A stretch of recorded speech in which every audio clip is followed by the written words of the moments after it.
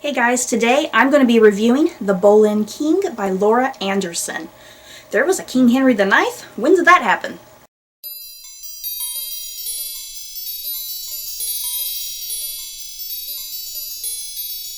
The Boleyn King asks this one question. What if Anne Boleyn had given Henry VIII a son? How would the course of history been rewritten? The novel is told through the eyes of four young people. First, William, or Henry IX, who is the son of Anne Boleyn and Henry VIII, as well as Elizabeth Tudor, who is the daughter of Henry VIII and Anne Boleyn. And the story is also told through the eyes of William and Elizabeth's two friends, Dominic Courtenay and Minuet Wyatt. The four are close friends, and they don't let the politics of court life get in the way. After the murder of a young woman, the four friends learn of a possibly devastating secret that could dethrone William. The Boleyn King is about love, friendship, murder, and deep dark secrets. This book, oh my god, wow, I loved it. Just the whole idea of this book is so fascinating. I mean, any Tudor fan has probably always wondered, what if Anne Boleyn had truly given Henry VIII a son? What would that have done to history? It's just such a wildly intriguing thought. The characters in this book were so great. They were all very complex, they all had their own personalities, they were just all very unique, I felt. Minuet is a very innocent girl, but she's not naive to the court politics, nor is she naive about her role within the court life. Dominic is the son of a traitor, but yet he's friends with William. Dominic always tells William what he's thinking, despite the fact that his best friend is indeed his king. So really, the status quo between them doesn't matter. William is often described as being very much like his father, King Henry VIII. He has that commanding presence, but he's also very entertaining and charming. And he still has that famous royal temper. And of course, Elizabeth Tudor is charming and intelligent and witty, and she's fully aware of the politics that surround her and her brother. At first, I didn't fully believe in the plausibility of this relationship between these four characters. It just didn't seem likely, especially just considering you got a king, you got a princess, and then two other people that you think wouldn't be so closely connected with these two major presences.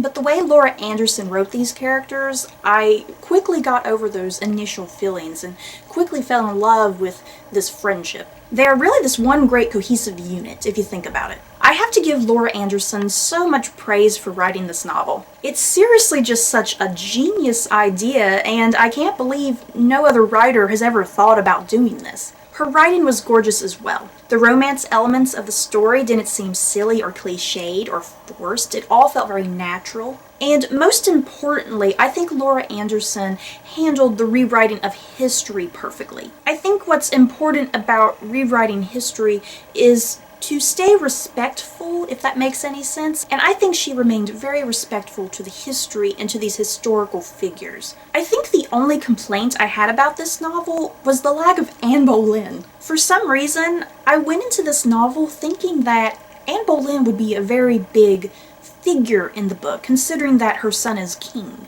But really, Anne Boleyn only figures into a few scenes. And they're not even really lengthy scenes at that. She mostly just kind of appears in a scene, and she's mostly talked about. She did have a few scenes with William, and I believe she had some scenes with Minuet, and I'm trying to remember if she had any scenes with Elizabeth. I want to say she did, but like I said, these weren't really super lengthy scenes, and that was kind of it. And I really feel like I have to share this spoiler about the book. If you do not want to be spoiled about something, I'm going to put a time right here for you to click to where the rest of the review will continue.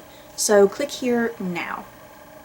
So the spoiler that I really need to talk about is the fact that Anne Boleyn dies. You may think this isn't a big deal, but it was kind of a big deal to me because I'm just so in love with Tudor history and Anne Boleyn's just place in that history. Her death is a result of falling down some stairs, and then I guess she gets sick or ill or something. I wasn't really quite sure what was going on there, but then she's kind of lying in bed for several days, and then she just poofs.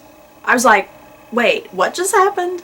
I mean, okay, dying in bed, I'm guessing she's probably about 50 by the time this novel's taking place. I guess that's much better than her getting decapitated. But still, I was not expecting Anne Boleyn to die so soon, considering that this is, I think, a trilogy. I was thinking maybe Anne Boleyn would die in book 3.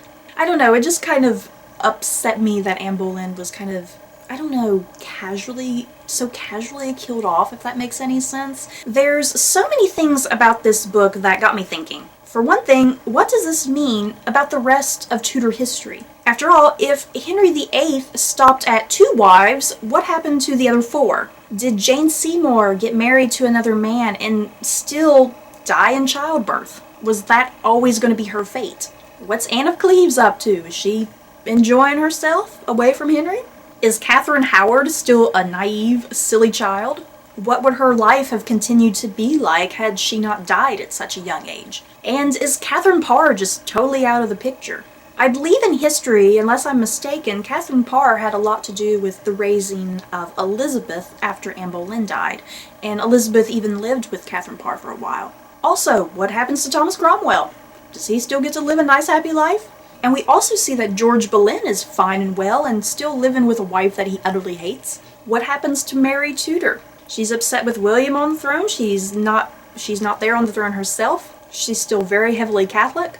And more importantly, probably the most important question, is Elizabeth still destined to be queen? Overall, such an amazing and fantastic book that I thoroughly enjoyed from start to finish. I highly recommend this book for fellow Tudor fans.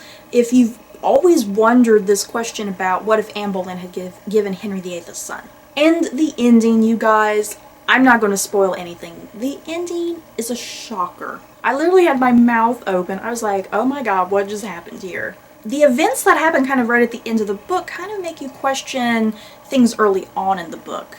So it's one of those things that when you reread it, knowing the ending, things will make sense. So that's it for my review of the Boleyn King, you guys. I really hope you enjoyed.